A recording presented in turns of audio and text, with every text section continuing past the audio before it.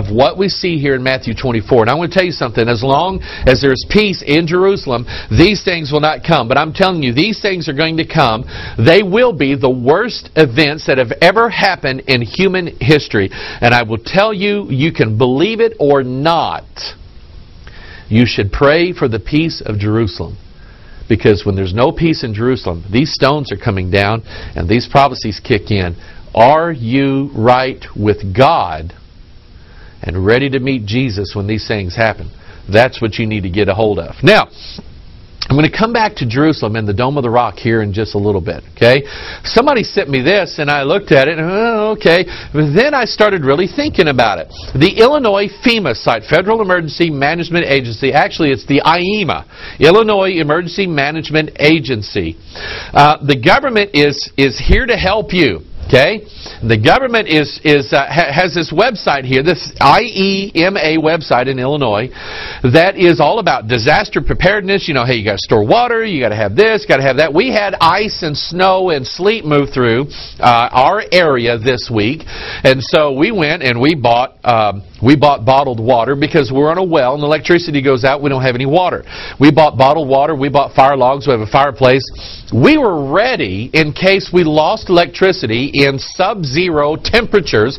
We were ready for that. You know, it makes a little bit of sense. But here's the government now. The government has this game on their website.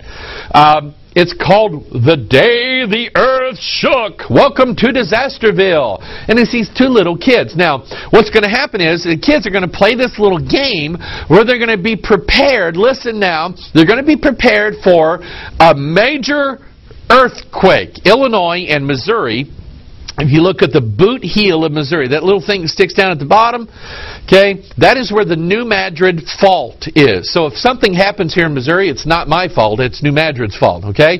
So it's the New Madrid Fault. It's a massive fault line that literally just cuts the nation in half. In 1811, this thing showed its power, and according to some reports, people saw the Mississippi River flowing backwards because of the power of this thing. If the earthquake of 1811 happened now, I can tell you, I've been in St. Louis enough to know there's a bunch of really old brick houses there with the mortar just coming right out of it. There would be a lot of devastation in this area. We don't really want that to happen. And so IEMA has this little game for kids to play for disaster earthquake preparedness. And let's look at the slides. Alan Irwin, oh, that's funny. I got to stop right here. I just caught this.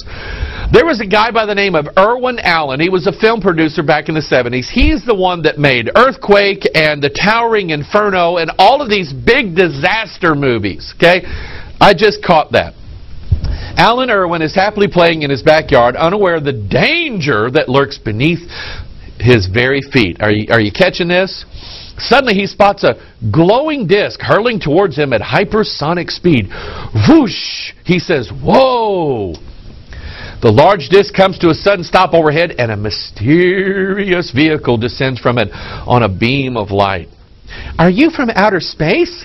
"I am Zorg from the planet Zaxxon. You are in great danger. I have been sent here on a vital mission to ensure your survival." Stop. Stop right here. They could have used any other scenario in the world. But here it is, danger lurking under our feet. Where's the imam right now? Okay? Danger underneath our feet, and then these aliens coming down that are going to guide us to safety. Am I making too much of this? Well, this is exactly what she said was going to happen. The masters are coming down. They're going to guide us into a new age. There is little time. Quickly, put on these virtual reality glasses. We must begin your training. Now, stop again. Because this guy, Albert Pike, talks about the Cyclops with one eye being a representation of the pineal gland, a third eye being opened, and our eyes are open, just like in Genesis chapter 3. The one-eyed alien coming down from heaven and bringing us into help by putting on these virtual reality glasses. So the kid says, "How do I look?" "Your query is irrelevant, small human. We must hurry. Enter your residence. Soon the ground will begin shaking." "You mean there's going to be an earthquake here?" "Yes, and you must be prepared for it."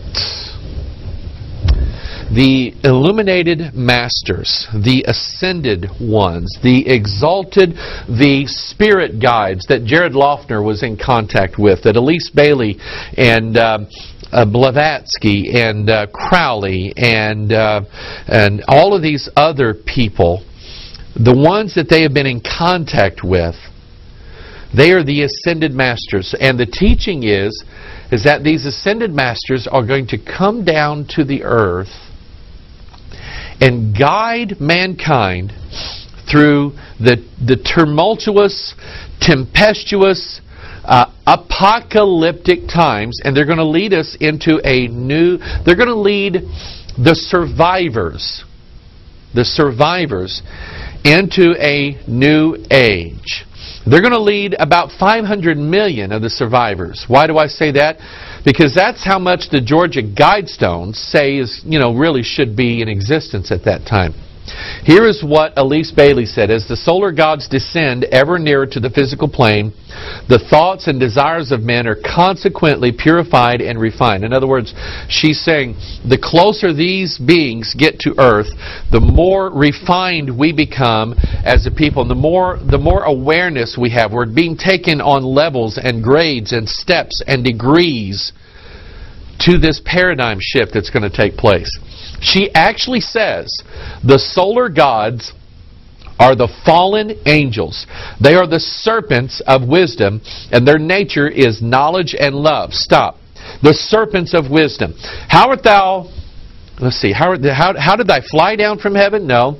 How did they come down? No. How art thou fallen from heaven, O Lucifer, who is the serpent of this occult wisdom that she's referring to? She's talking about what happens when the fallen angels... Now, I'm going to show you some verses here that's going to you can kind of understand this. Revelation chapter 12 gives us an idea or a vision of what's in heaven.